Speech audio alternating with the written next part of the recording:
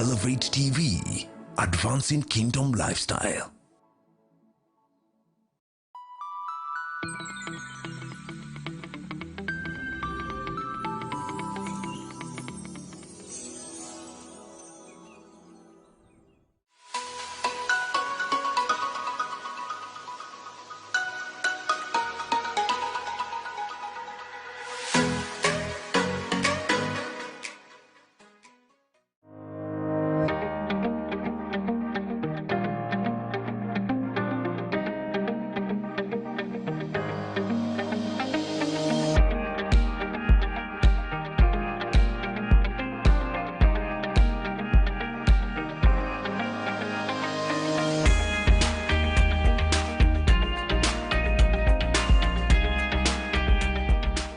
Hi, ladies and gentlemen. Welcome to another episode of the Gigi Report. I'm glad you're tuned in. This is exciting stuff. Today, we're going to talk about Kenyan politics and how to navigate the storms in our political environment. Now, Kenyan politics, as we all know, are ever boisterous. It always feels like a ship in the high seas. And anybody in their own right mind would wonder why they would go into politics. And if you go into politics, how would you make a difference? So those are some of the issues we're going to deal with today. I have a guest with me today, Charles Wafula. Welcome to the show. Thanks for having me. Very good. It's good to have Charles here with us. Now, as you know, the Gigi Report is a platform for big, bold ideas and honest conversations. We're going to have a very honest conversation today on political nature, and I believe that you're going to learn something.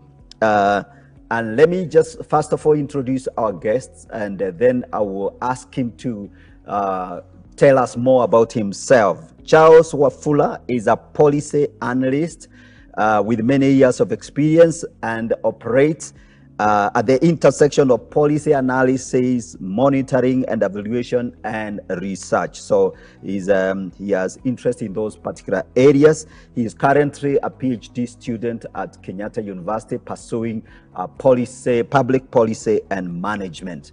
And so, Charles, karibu. Asante sana. Very good. Good to have you on this show. Thank you very much. Very for nice. Inviting me over. Yeah. Very nice. Okay, so let's start from give us your background and tell us what inspired you to pursue public policy management. So if you can tell us like where it all began, that would be good. All right. Well, I think from childhood, I've always had an interest in public policy conversations. Yes.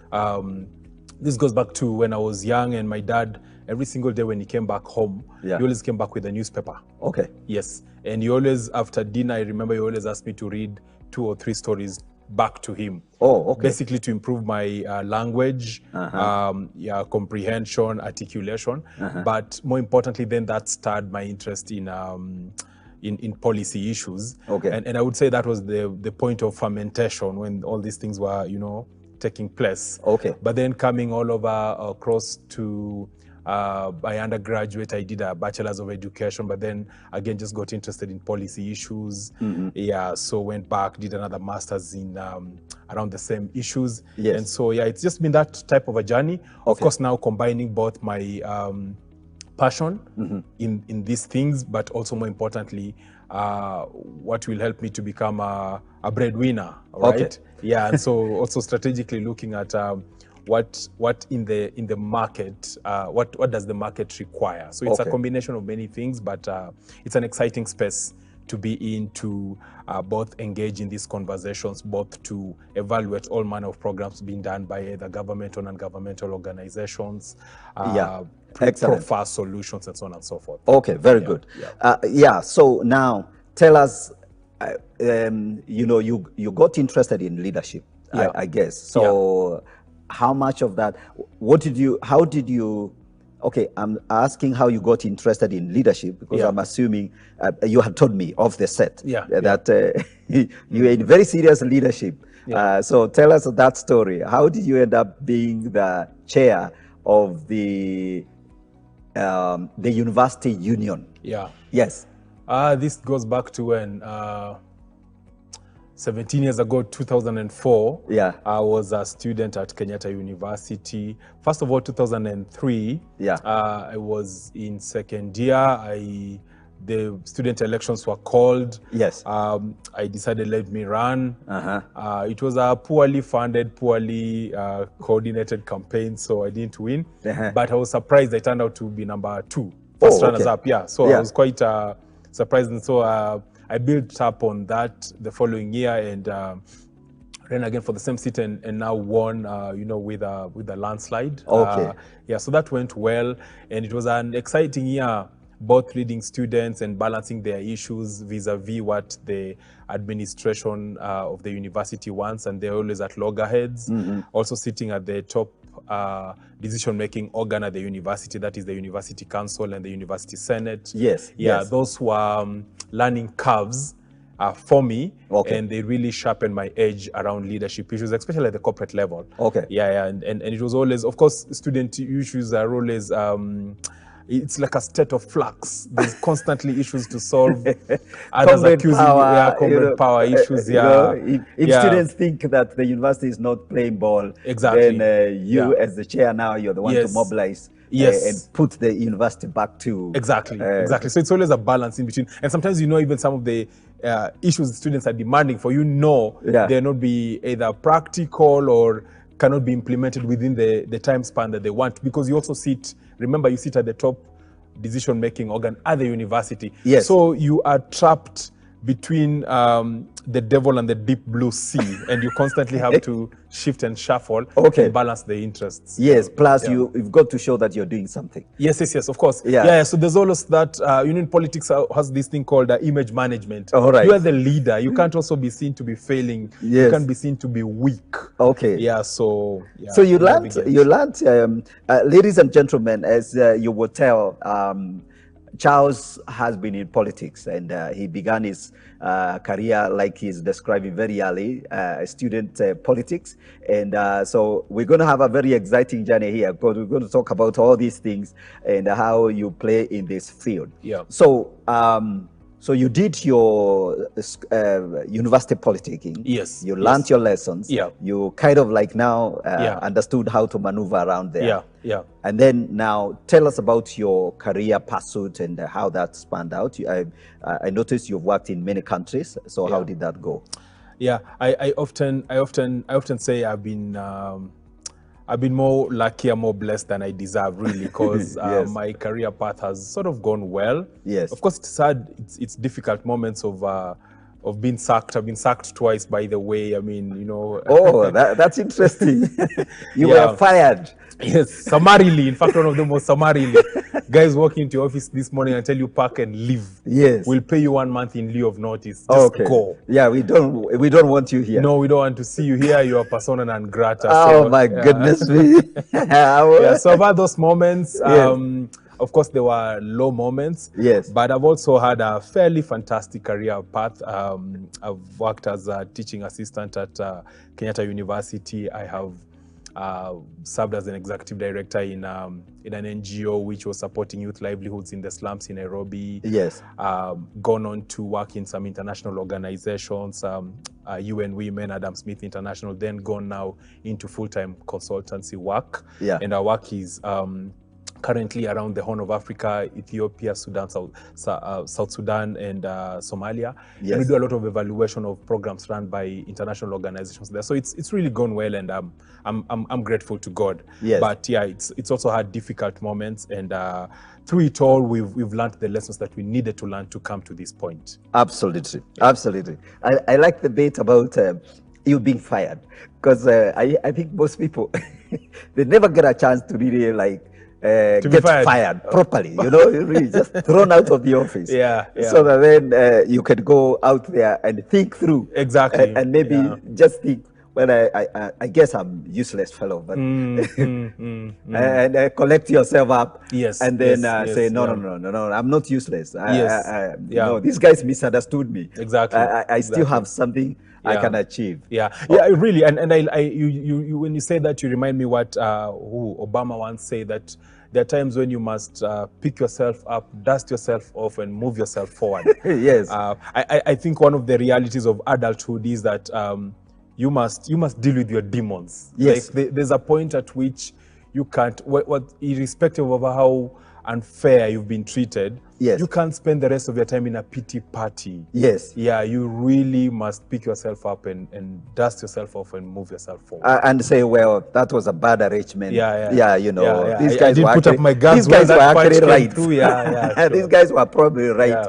Yeah. And I probably fit in another different environment. Yeah. And even also, Gigi, I think it's important to say, it teaches you the need to restrain when you have power. So yes, when you get to that point where you're also a boss, you learn restraint. Power is not always in its exercising, but even sometimes in the capacity to restrain. Absolutely. From firing or bullying people all over the place. Absolutely. That was good. Yeah. Okay, good. So now that leads us then to the story of Charles Wafula contested for a member of parliament. Yes. And so tell us your experience and how all that turned out. Yeah, that was 2017 elections. The constituency was Webuye West, that is in Bungoma County. Okay. And I ran as member of parliament there. One of the things that I didn't do well, I began the campaigns a bit late, just less than a year into, towards August 8th, 2017. So I didn't have enough time. And the constituency is fairly large. Yeah, so my coverage then I didn't gain as much traction at the point of the elections. So one of the things I also did, by the way, which I maybe did not mention to you, Offset, was that I ran to get the nomination of one of the parties. Yes. I actually won it, and then they rigged me out. So that's what made me angry, and I think I now went all the way to the elections as a protest voter and candidate. Okay. Yeah, and I think that speaks to the corruption in a lot of these political parties, especially how they manage the nomination process. Yeah, but then we were many candidates, who were about 19 candidates, not aspirants. We are now candidates. On the paper, you were 19 of you. Yeah. There were many. I turned out to be number 12. Not too impressive, but again, I gathered. I usually say it was an immersion program. Okay. Yeah, so I sort of got to be the fish in the water. Okay. And really know how cold the water is. Yes. Learned a lot of lessons. More importantly, that. Sorry, if you don't have cash, just step out of elective politics. Okay. The people who get elected in Kenya who don't have money, it's what we call in statistics an aberration. Yeah. So it's kind of an outlier. Exactly. Yeah. It's just an outlier. Yes. But the rule is you must be very liquid. Which is unfortunate, because what the subtext there is that if you don't have money, you'll never be elected, irrespective of how good a leader you are. Okay. Yeah. And then the other lesson, of course, also is how to manage the treacherous party politics in Kenya. We're going to come to that. Actually, we're going to come to that because, and that's the next thing, exactly. Yeah. Because party politics in this country is, those of us who observe from far, we actually think, well, why would anybody in their right mind get involved in that melee, that mess, kind of. So you put in there, you went all the way, and you got some votes. You got some votes. You came number 12, and you learned your own lessons. So tell us about the party bit of the politics. So even if you don't want to mention the party you were in, you don't have to mention, because somebody might just tell you were in the wrong party. That's why you lost. True. Anyway, but you got into how did you manage to get the bit of the nomination? What do you need to do? First of all, you need to be a member. Yes. And then throw in your candidacy at the party level, and hopefully get the nomination, and then using that, then you can contest. So how did that go? So there were some changes in the Political Parties Act and Elections Act around 2016, just ahead of the elections. Yes. And part of the things was an attempt to fix non-party members from participating in the nominations of a party. Okay. All right. So one of the requirements there was that every party ought to have party membership amongst the population. Yes. Who will then participate in the nomination. Exactly. So that, I think, was the Achilles heel in this whole, because number one, now for you to run in a party or to become its flag bearer, you needed to buy party tickets and go and give to people there who will then vote for you during the nominations. All right. So that was your cost. Which was pretty expensive, because now these party tickets are being sold to us as candidates for, say, 20 shillings, 30 shillings.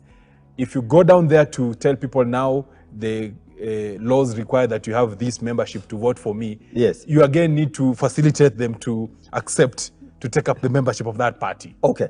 That, sorry, doesn't mean that they will not be members of multiple parties. Okay. So the whole process is so adulterated. Okay. Number two, of course, you have to pay membership, which is a decent sum, about 100K. Yes. And that one is non-refundable, okay?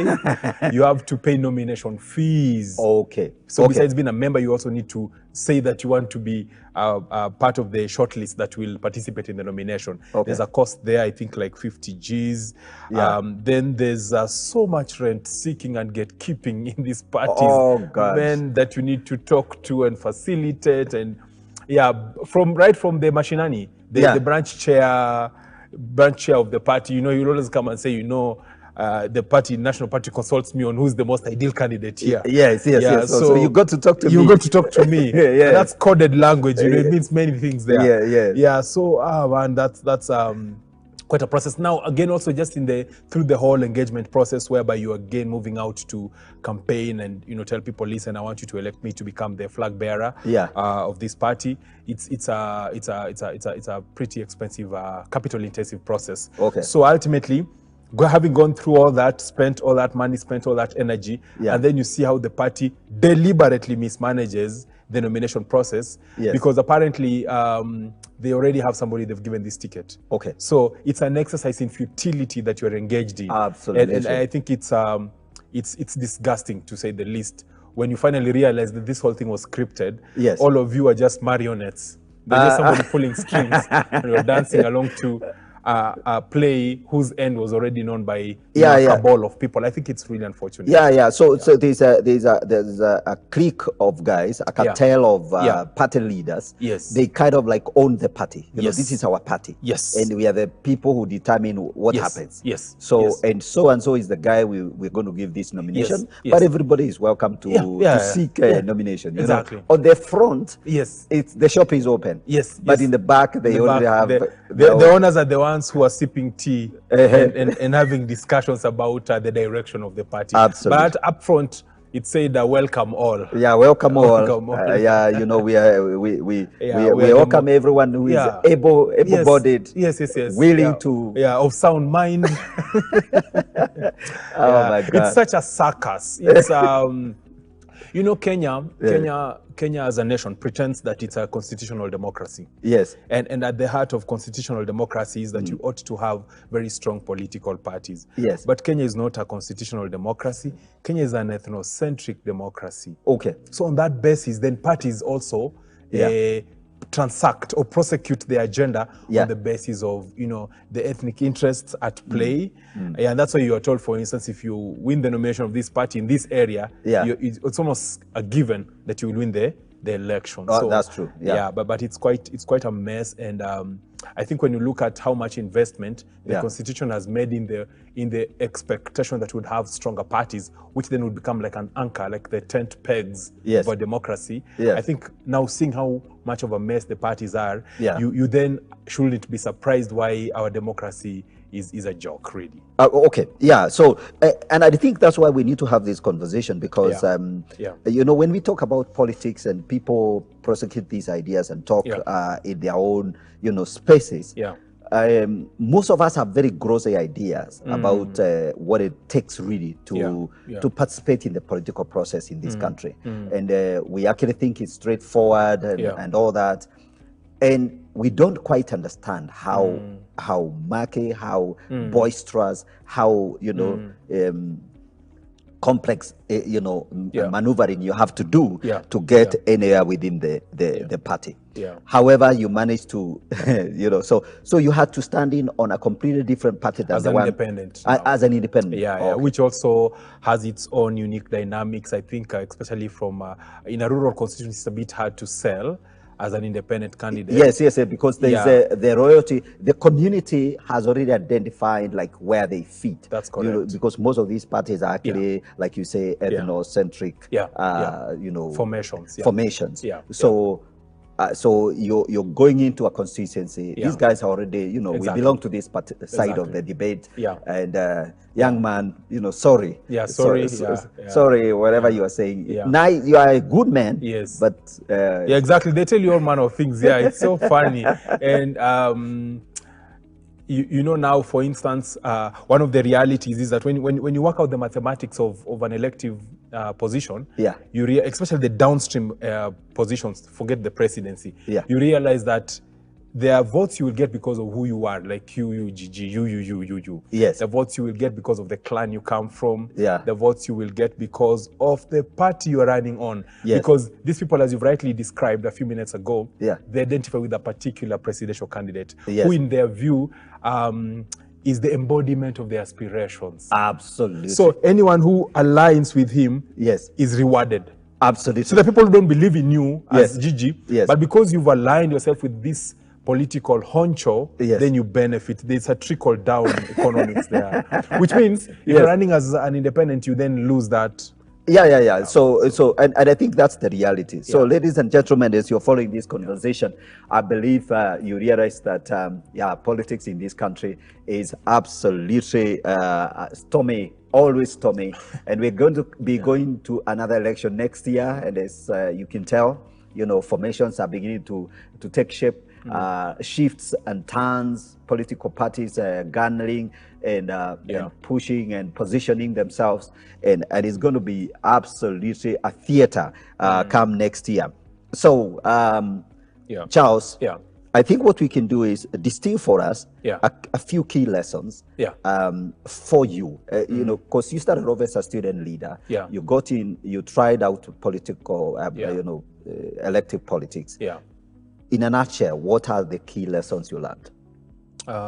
For somebody who is a Christian and also has aspiration, people really are wired. They feel passionate about stepping into this leadership thing. Yes. Maybe I would just take us back to this Bible excerpt and in answering your question, where Jesus was saying that if you want to become my disciple, you must rather that if you want to build a house, first of all you must sit down and count the cost. That so that you don't begin and then you fail to finish. And then people say, look at him, he began to build this house but he was not able to finish. So what I think it's important to really sit down. Literally. Literally, not that metaphorically. You need to literally sit down. Have a meeting with yourself. Have a meeting with yourself, call yourself to a meeting. And really count the cost. Because it's steep. The cost is steep, financially, emotionally, because this is a very it's a very rigorous, it's gruesome, the process, it's treacherous, right? So it will sap your energy, it will sap your emotion. I think it will be important if you have a support system, especially in the face of a loss. And there'll always be one winner, really. On a light note, a friend of mine told me that so the first person will always win.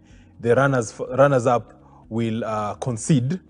Everyone else has to accept the results. So it's always hilarious when somebody who's number 3, 4, whatever is saying that I concede. No, you don't concede, you accept the results. You accept the results. It's only the first runners-up who concedes because it was near victory. But the rest of you have to accept it. So it's a difficult process. So I think it's important to sit down and count the cost. And by counting the cost also, it's important to highlight the financials that go into it. I mean, if you ask me, Gigi, on top of my head, just a conservative estimate, I think if you don't have like 10 M going, just forget about that thing. I think it's a pretty expensive process. The other thing that becomes a bit tricky is how now to balance the bottoms up, you know, how popular you are on the ground, and the top down, how well you've also gained the favor of the big men. So bottom up, top down is a critical balance that you need to strike, because if you're very popular on the ground and those fellows up there do not know you, they can deny your ticket, and there's nothing you will do about it, by the way. And that can be very frustrating, because here you are, you've really done a lot of groundwork. The people on the ground, maybe even you happen to be known, you're one of those sons. They are very excited that you're stepping up. And clearly there's really support. But the guys up there don't like you. This party is a private members club. So you've not talked with Wazez. So how can we admit you? So I think that's a critical balance. Then there's just many other lessons that you learn across the process, whether it's team building, strategy execution. Also just working from, you know, I remember one man defining strategic thinking as having the end in the mind. Which I think is important. Is going to the day after the elections, working out the possible scenarios, then walking backwards to now. Okay. And for instance, saying that if I lose, what will I do? So you walk backwards to now. If I win, what will I do? That whole long-term thinking will be important. But I think also is, and these are lessons we learn from childhood while fighting in the play yard. How to handle loss.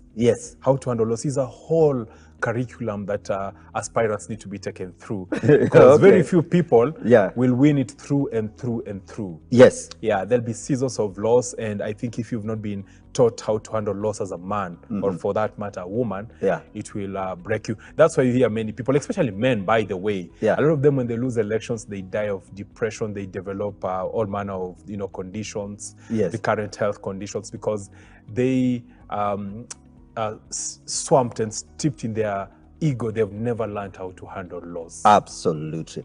And that's very, very profound. And on top of that, now you're going into all this from as a Christian man. You know, you have your ethical stance as a Christian man is that you must be transparent. How did that? That's another factor. So how do you maneuver? I know that's a big question, but maybe you can mention briefly, what are some of the things that you had to really consider thinking about now? I'm going to be in this game, but you know there are things I will not be, I will not do. How did that go?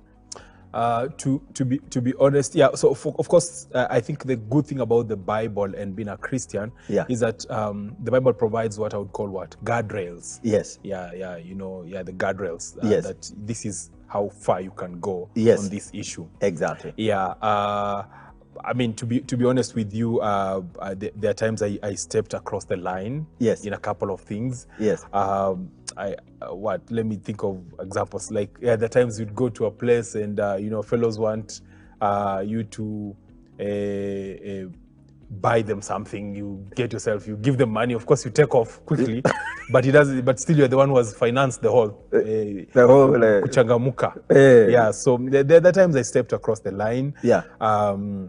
But I tried as much as possible to stay on the straight and the narrow. I think it just comes with so much pressure, the whole process. I think the pressure also to give money to people. And that's usually it's a thin line there, because there are people, every time you're meeting people, by the way, every time you're meeting a group of women, I don't know, with chama or youths or whatever. It's election time, now you're meeting people and you're a candidate. Charles, so the platform usually is that you need to sell your policies to them. But the truth is that you cannot walk out of there without giving them something. Absolutely. And so this something is what people will sugarcoat. Some will say, no, I'm facilitating them the transport to go back home. But it's just euphemism, really. So we'll come back to that. We'll come back to that, Charles, as we continue this conversation. So, ladies and gentlemen, I know you're following this conversation. Charles is here, you know, telling us what it really takes to play the political game. We're going to go into a break shortly. When we come back, we're going to ask him even more questions to expound on some of the other, you know, nitty-gritties of how he managed to get out of that hole and come out on this other side. And now he can look back and say, yes, it's a tough game.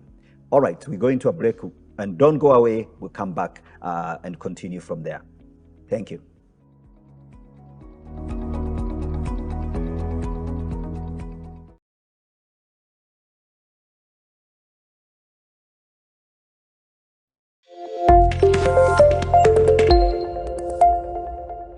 What are some of the challenges that young girls face in the society right now? For mentorship, it's important to find a way to be in touch with the person whom you wish to be your mentor or mentee. Whatever situation you're in, it comes to an end eventually.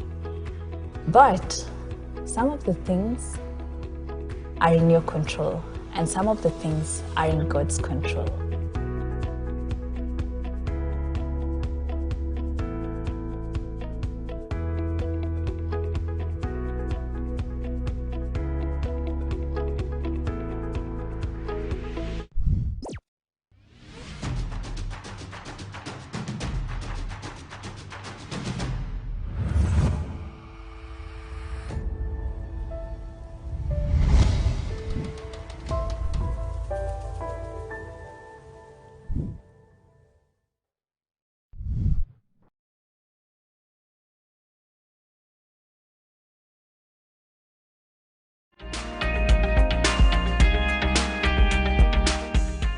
Welcome back to the Gigi Report.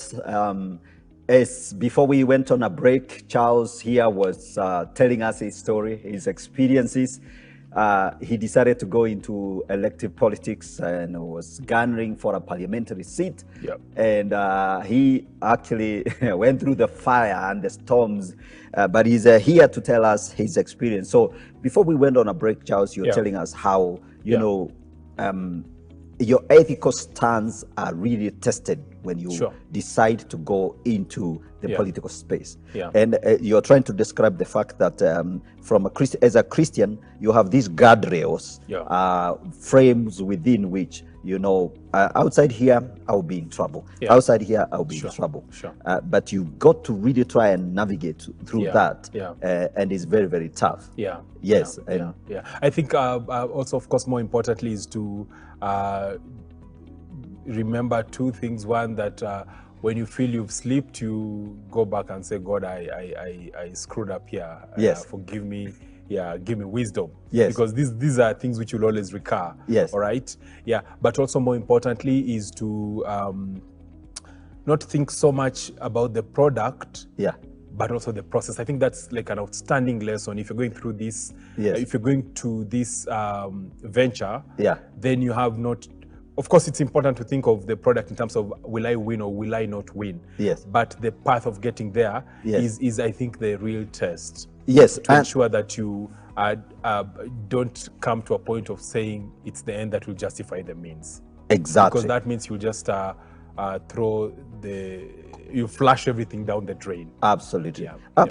Okay, great. And I'm very, very happy that you have you put yourself into that, and you learned, and I'm sure it's also a process of growing, a process of really being part of the Kenyan experience. Because there are a lot of people who talk. This what we call armchair politicians. So, and I don't think whether it's really helpful to be just an armchair politician. If you really truly believe in the political destiny of this country, and you want to contribute to the change, to the change you want to see, then you have to stop being an armchair politician and step onto the plate and play the game. And as Charles reckons here, is a very, very tough call. And maybe just, Gigi, if you allow me to just jump in and just say one more important thing also.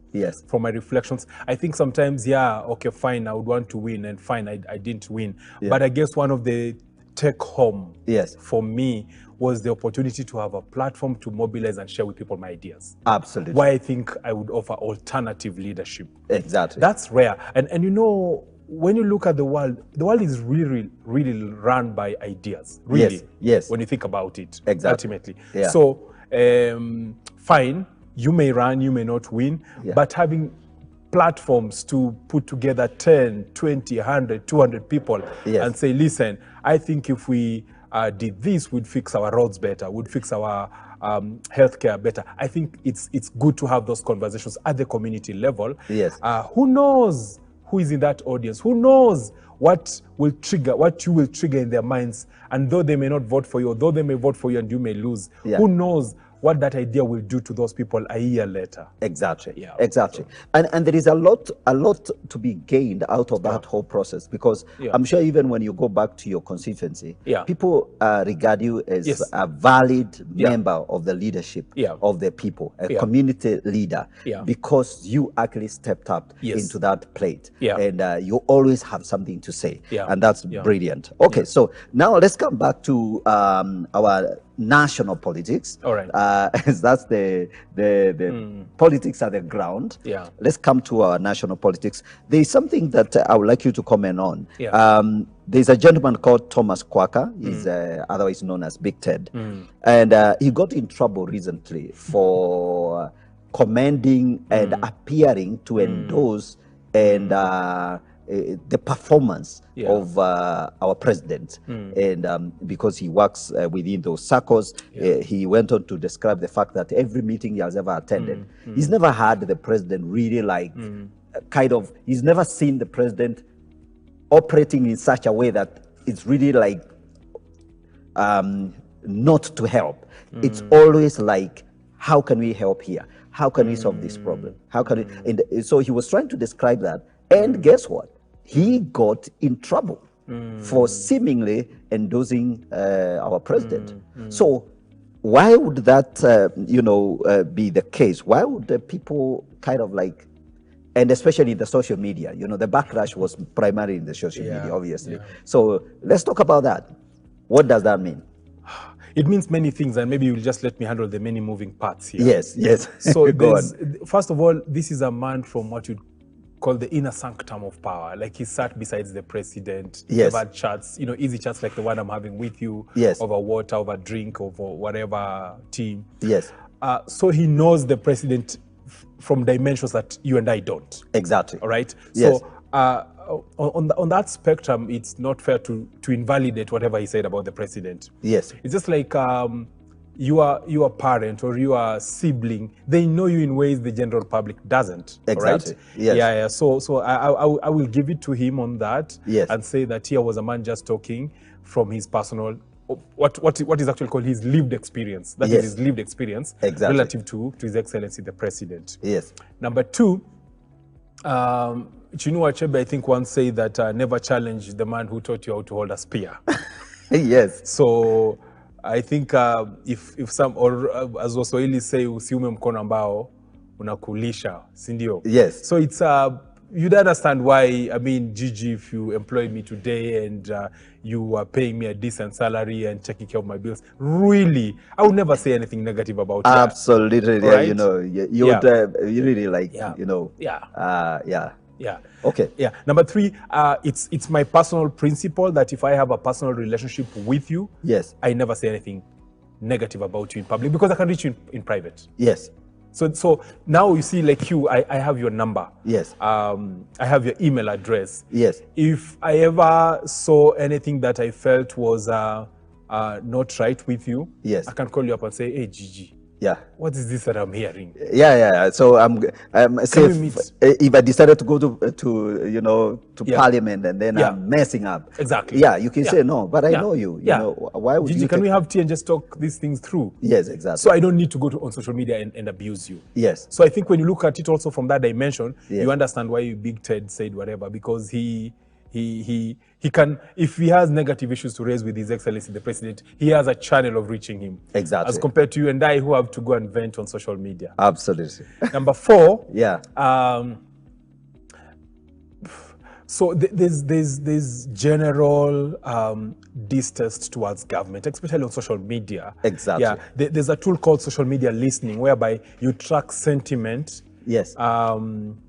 In a particular topic, and it's sort of like you do social media listening, and it tells you what is the general direction of the sentiment, say towards government or towards Gigi or towards this church or towards this political party. You're able to measure the health or the direction of a particular sentiment towards a particular individual or institution. So if you do social media listening in Kenya today, you'll realize that a lot of it is negative or in disagreement with what the government is doing. Exactly. Now that means many things. That means potentially the Kenyans who are on that space are a frustrated lot. Maybe they are middle income or lower middle income, upper middle income, and they feel like this government has implemented social-political and economic measures that have been depressing towards them. And so every time anyone says anything positive about this government, then that person is a prime victim of cyberbullying. Like they will go at him very hard. They'll go for you.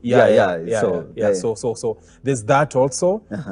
But I think more importantly, as I was mentioning to you offset, that if you compare the same President Moi's years when there was a lot of suppression, there was no freedom of speech, freedom of assembly. So there was so much pent up anger in people. But now social media, in my view, provides a platform for people to vent, for people to decompress, for people to let off. And I think for me, I would strongly urge that it's important to still have the opportunity for people to say whatever they want. Absolutely. And I agree with you because social media, I think, serves as a platform where people can express themselves. And of course, it has its own frustration. In fact, the other angle to the whole thing is, one, the people that play in that social media space. You know, it's not every Kenyan who is on social media.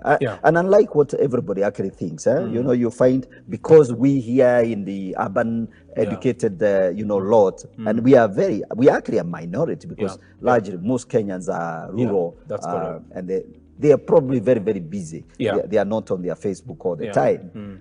So this small segment of people that play, especially in Twitter and maybe Facebook, those two platforms, they may be unique in a way. They are a unique selection of the nation's, you know, representation. They are not exactly like, and they happen to have a certain inclination. So, and then itself, the technology itself, nobody knows really what is going to happen because social media has its own unique dynamics.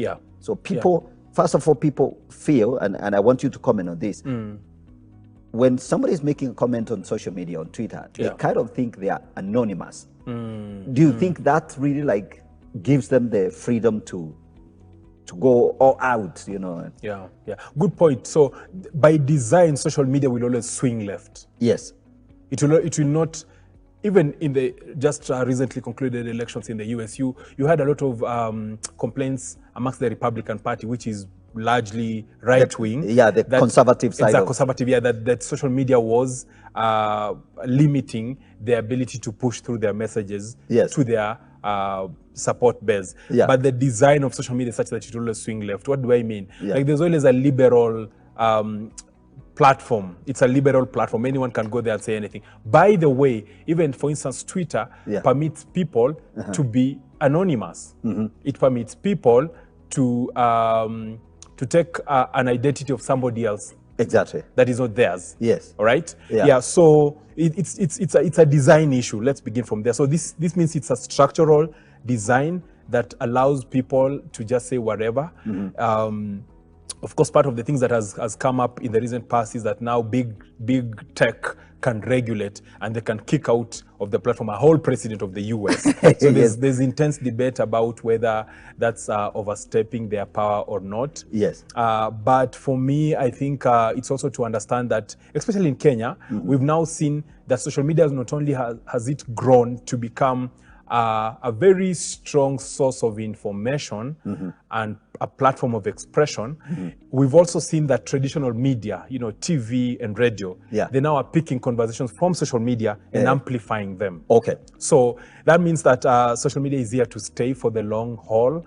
And I think just seeing how much they're influencing traditional media, it tells you a lot. Number two, now anyone who has a smartphone and has access to internet becomes a quasi-journalist. All right? They can broadcast, they can say whatever, and they can reach whomsoever. That I think it just shows the potent power of social media. Absolutely. And of course, there are times when that is abused and it sort of becomes like a gun in the hands of a monkey, so they can just do whatever. Yes, yeah. But yes. I think it's important to emphasize that freedom of speech is one of the fundamentals of democracy, which must be guarded. Absolutely. It must be guarded.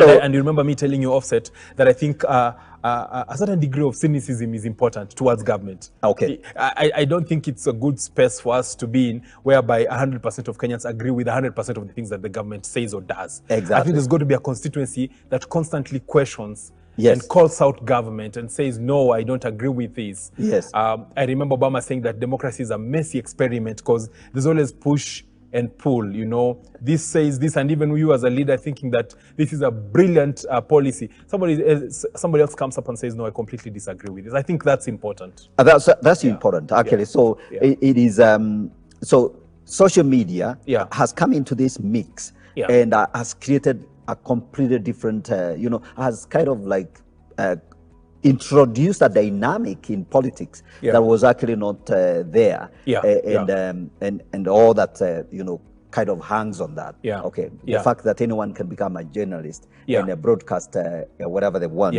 And by the way, when you look at it from a demographic point of view, Generation Y, guys from about 1980 coming, and Generation Z, I think from 96, born 96, 97, coming towards this end, they are called a sight and sound generation. Oh, I'm telling you. So, and that's why a lot of them have engagements on social media. Now, politicians knowing that this is going to be the next huge block of voters, they engage so much. I mean, when you look at the amounts of money people are spending on social media advertisement, digital marketing has become a whole career for many young people. Why? Because they understand that to capture, first of all, it's a captive audience. You will see them in matatus, in classrooms, they're always on their phones checking. Absolutely. Yeah, so it's a captive audience, and to capture them, you need to, or rather to interact with them, you need to also spend quite some bit of money and resources online to plug into their conversation. Absolutely. Okay, very well. Matters well said. Matters well said. So those of you that are watching, you're free to comment on our social media platform. We're talking about social media. So as you can see on the screen, there are social media platforms. There are Facebook, Twitter, YouTube, links, and all that. So you're free to comment. Plus, you can send us a text or call the number on the screen if you would like to ask a question, seek for a clarification, or you would like to get in touch with us. You're welcome to give us your take. And now, there's one other thing I want to ask you to comment on. Again, it's related to this politics. Now we can take it to the regional level. At the regional level, we've just had the passing on or the death of Dr. John Pombe Magufuli, the Tanzanian president. And we've had a very frothy relationship, Kenya and Tanzania. And so, what do you think is the implication of that transition? Is the East African community better off? What are your thoughts about this whole arrangement? Good question. The late Magufuli, and it's sad we are talking about him in terms of the late, and yet he was quite a towering image and figure in our region. He first of all, he exited just like he led, with a lot of controversy. One of the things that will remain as his legacy is what I call resource nationalism. What that means is that he is a president who came in and said two things. One, we are so rich as a country, that is Tanzania. And two, people are stealing our resources, so we have to fight and protect our resources. So, and you even remember, first of all, just to point your attention towards this huge fight he had with around gold and Tanzanite, two main resources in Tanzania. Mining, and he was cancelling mining licenses of this Canadian farm, I think called Acacia Mining, and demanding that I think they pay him like 200 billion USD, which is so much money. Well, to his credit, he he pushed and they renegotiated the contract. I think Tanzania was given 16% stake, but the Canadians still retained 84% stake in the mining of gold. And I think even Tanzania, they were having a lot of quarrels with the mining companies. So here was a president who was extremely aggressive in the way he addressed issues about how Tanzania is a resource-rich country and how neighbors, including Kenya and other international countries and organizations, are coming to steal. Now, there was a rise in anti-Kenyan sentiment within Tanzania during his stint as president. I think it was unnecessary. We, as neighbors sharing a very long border, we are like Siamese twins. We cannot part ways. It's just like us and Somalia, us and Uganda. We have to figure out how to live together. I think that wasn't really good on his part. He was also a leader who really... first of all, let me give you an interesting framework. So in Africa, there's usually a debate whether leaders should give their people development or democracy. Now, I usually call that a false dichotomy. We can have both. And I think we saw that into good measure under Kibaki. We can development have and democracy. So this whole conversation that if I'm giving you development, you don't need to ask about democracy, that I can suppress you, I can crack down on media, crack down on freedom of speech, freedom of assembly, it's absolute hogwash. It's completely unacceptable. And that's what Magufuli did in Tanzania.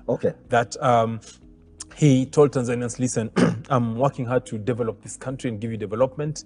He did quite a number of flyovers and, all manner of this lengthy bridge. I forget the name. I think it's not Tazara, I forget the name.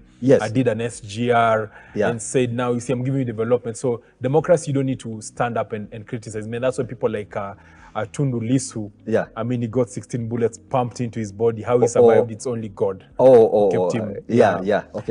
So I think that was the problem. And I saw, if you remember very well, also a number of times Magufuli saying things which were very negative about Kenya. Very much more recently, bragging how he didn't lock down the country, Kenya locked down, so the economy went down. So he was telling Tanzanians, when they come to buy maize, sell it at a very high price. They're going to starve and come back, come to us. Very ridiculous stuff. So I think he inflamed the relationship between Kenya and Tanzania for no good reason. There were better ways to address that. And it's unfortunate he died young. I think 61 is pretty young, really. Not even talking about the COVID denialism. I think that was really unfortunate because he put the lives of many people at risk for no reason.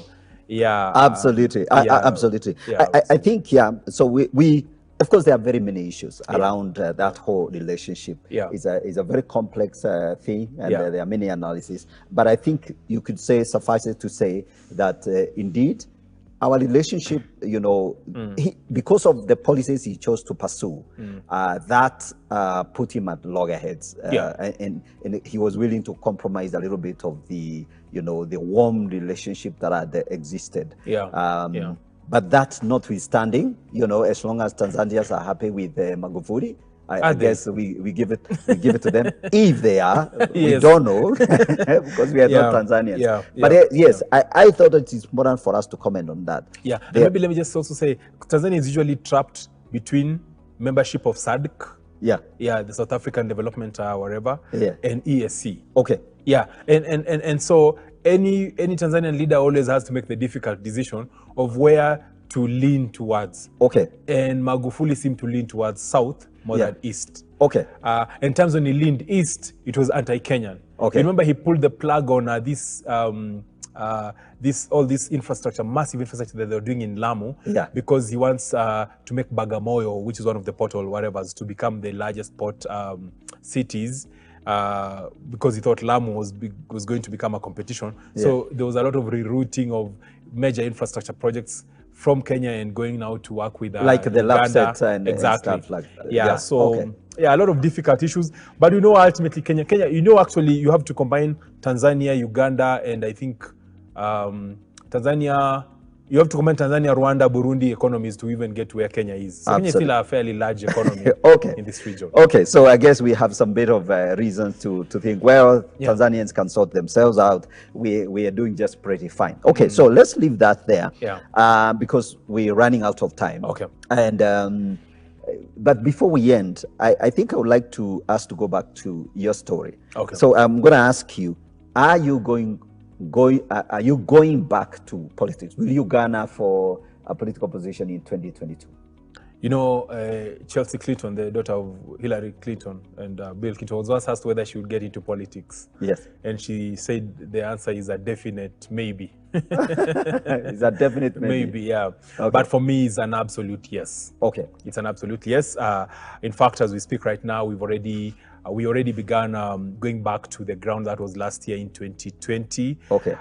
Yeah, we've been pushing, we've been working with the community, doing development projects, supporting youth initiatives across the constituency, also mapping out where we performed very poorly and how we can improve our numbers, recruiting members in our teams. So it's game on. It's game on. Absolutely. And, Absolutely. So that's the story of Charles. Charles Wafula, he is still in the game. It doesn't matter the storms that you've faced in your political career, but you're definitely set to go back to compete and for parliamentary position. And Charles, I really wish you well. I like your energy. I like the fact that you discovered your leadership, gift. And I think you have exploited that very, very well. Thank you very much. And so there are young people who are looking up to you. You have like 30 seconds, and I mean exactly 30 seconds. Look at that camera and tell them, give them one word of encouragement. I'll give it in terms of two questions. If not you, who? If not now, when? Absolutely. That's it. So that's Charles Wafula for us. This has been your host, Godfrey Gishoke. This is the GG Report. And as you have been following, it's been absolutely amazing. And it's such a good thing that we've been able to delve into this subject today. So that's all we had for you for now. We'll see you next week, same time. And thank you for staying tuned. God bless you. And let's keep talking and let's keep the conversation going. God bless you. Bye for now.